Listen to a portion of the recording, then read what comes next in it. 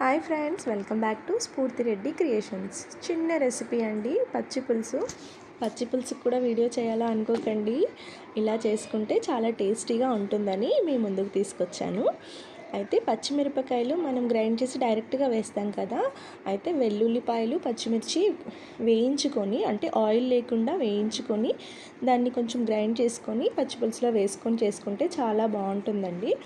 అయితే చింతపండు క్లీన్ చేసుకొని పెట్టుకోవాలి. పచ్చిపులుసుని రా సాల్ట్ వేసుకొని ఇలా క్రష్ చేసుకుంటాలి. మొత్తము వెల్లుల్లిపాయలు, మిరపకాయలు ఇలాగ దంచి పచ్చిపులుసులో వేసుకోవాలి.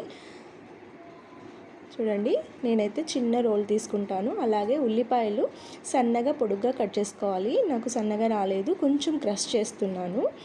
అలాగే కొంచెం షుగర్ వేయండి, పులుపు కొంచెం విరుగుతుంది, కొంచెం టేస్ట్ కూడా వస్తుంది. బెల్లమైన షుగర్ అయినా కొంచెమే అండి, లిటిల్ బిట్ అంతే. పోపులో వేసుకుంటే సరిపోతుంది. నాకైతే పెళ్ళైన కొత్తలో ఈ పచ్చి పులుసు చేయడానికి కూడా భయపడేదాన్ని. అయితే పచ్చి పులుసులో కొంచెం పసుపు ఎక్కువగానే వేయండి, లేకపోతే తెల్లగా కనిపిస్తుంది రైస్లో కలుపుకున్నప్పుడు. మా ఇంట్లో టైంకి కరివేపాకు కూడా లేదండి. కరివేపాకు, కొత్తిమీర వేసుకుంటే ఇంకా బాగుంటుంది. మీ ఇంట్లో కూడా ఇలాగే చేసుకుంటే లైక్ చేయండి, షేర్ చేయండి, సబ్స్క్రైబ్ చేయండి.